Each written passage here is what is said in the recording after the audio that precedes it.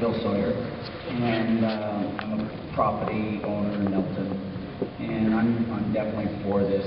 We've got some property in New York State, and we drive by the windmills over there, and they don't bother us, seeing them there. I think it's the way of the future, and I'm definitely in favor of the project.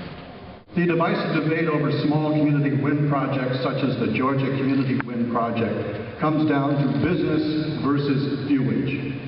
Wind developers are simply in this business to make money. They could care less about environmental impact. Supporters of these projects are often business associates, those who have the notion that industrial wind turbines are a visible symbol that we're doing something about the environment. Opponents say these huge turbines are a blight, deface the natural beauty of the landscape, and adversely affect wildlife. Some of us are of the belief that wind power is becoming a scam of outrageous proportions. The Vermont Section 248 process has become an unfair, predetermined charade as the Public Service Board favors evidence created by developers' consultants who say whatever they're paid to say. Opponents, usually nearby property owners who can hardly afford an attorney, have to try to disprove the bogus claims of the wind developer whose high-priced lawyers manipulate the process to stifle any real examination of the facts. If you follow the money behind these projects, you'll find big out-of-state dollars hidden in the background. These unknown, wealthy investors enjoy an array of huge taxpayer subsidies and tax avoidance schemes. So far, Public Service Board decisions continuously ignore local zoning and planning laws and property rights and arbitrarily hold so-called renewable energy projects to a lower standard. Despite the developers' rhetoric, they are not in business to make the world a better place. If there were no tax subsidies for these projects, there would be no interest in building them in the first place. Wind power is the electricity sector's equivalent of ethanol. The hype has lost all connection with reality. The central issue is Vermont is a small state with limited resources. 2003 state study concluded that roughly 0.5% of Vermont's land mass was viable for wind development. Vermont also has relatively low winds. The Searsburg, Vermont small wind facility operates at 21% of capacity. The national average now is 25% of capacity. The turbines produce nothing, not even a trickle, 40% of the time. The Georgia Community Wind Project with 5 turbines is rated at 12 megawatts, but with intermittent, marginal wind would more than likely produce 3 or 4 megawatts. Vermont wind developers can legally charge up to 20 cents per kilowatt hour. The 650 megawatt Vermont Yankee facility charges 4 cents a kilowatt hour. Central Vermont Public Service tariff to its customers is 12 cents a kilowatt hour. Vermont also enjoys the lowest electric rates in the 6 New England states and the state of New York. The cost of generation from wind turbines is more than $100 per megawatt, while electricity is selling on the New England Power Pool for $35 per megawatt. That means 2/3 of the cost of wind power must be subsidized just to break even. It should be noted to replace the low-cost power Vermont Yankee would take 1,500 industrial wind turbines covering 75,000 acres.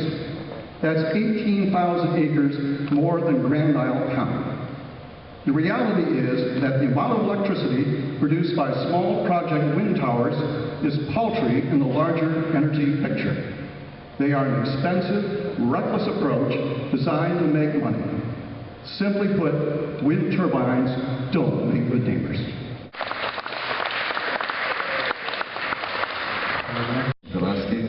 Resident of Milton. I live on Georgia Mountain. First, I'm going to read from the Vermont Statutes Online, which is where's the Public Service Board itself. Reading from Part 4B. Before the Public Service Board issues a certificate of public good as required under subsection A, of this section, it shall find that the purchase, investment, or construction is required to meet the need for present and future demand for service which could not otherwise be provided in a more cost-effective manner through energy conservation programs and measures and energy efficiency and load management measures. 3, will not adversely affect system stability and reliability. With respect to an in-state facility, it will not have an undue adverse effect on aesthetics, historic sites, air and water purity, the natural environment, and the public health and safety. This is taken from Milton 2008 Comprehensive Plan.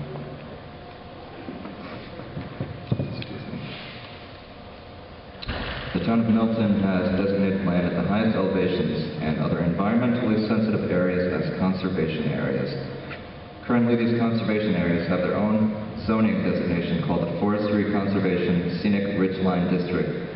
These areas have been delineated in and around Arrowhead Mountain, Cobble Hill, Georgia Mountain, and other high elevations in eastern Milton, near the Westford boundary. As part of aesthetic resources,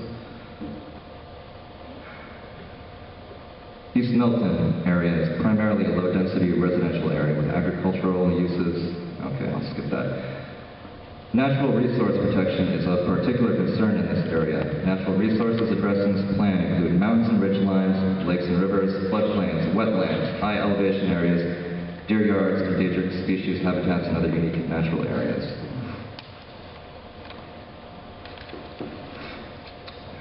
From Georgia's plan, the town of Georgia also recognizes Georgia Mountain. These forested slopes are prominent features whose scenic quality are subject to degradation by development or cover change. From Georgia Center north, this viewshed plays a key role in people's perception of the town. Read some of my own words now.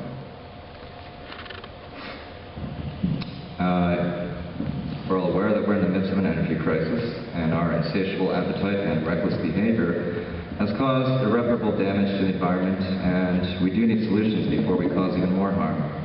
Unfortunately, industrial wind is not that solution. Unfortunately, it will only add to the problem. It's an offer of a band-aid for a severed limb. It's plastic surgery of natural beauty. It's a cosmetic cure and nothing more. It's putting lipstick on a pig. If something sounds too good to be true, then most likely it simply is not true. Industrial wind developers use a business strategy known as greenwash. This is disinformation disseminated by an organization to present an environmentally responsible public image. Whitewash and lies concocted by big business who want to hop on the green bandwagon to turn a profit.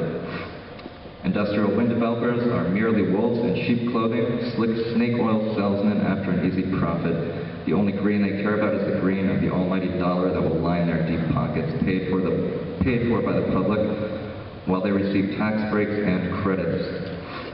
So not only will we be living in the flickering shadows of these industrial giants, subjected to constant low-frequency noise, the sound of a train that never stops, strobe lighting, the massacre of a mountaintop, and degradation of an ecosystem and natural beauty, we'll also be paying for it. So surely there is a better way, a simpler, cost-effective way through conservation. Where is the conservation plans? I've heard nothing. There's been no talk of improving our existing hydroelectric power sources, no talk of energy conservation plans, no talk of capping emissions. Far less intrusive methods are available with solar, nuclear, and cow power. The best offer so far is to clear-cut hundreds of acres of natural habitat and make way for even more industry, more pollution, more. The appetite only grows. It's ironic that the wind industry will only create even more industry, more pollution, more unnecessary waste. I suggest taking a look into some real solutions instead of taking a gamble on something that's been proven unreliable and inefficient worldwide. Don't be fooled. Georgia Mountain will serve the public and the environment far better by simply being left alone as a mountain, not being turned into an industrial amusement park. Let nature take its natural course. Keep Georgia Mountain green, true green, support preservation and not industrialization. Thank you.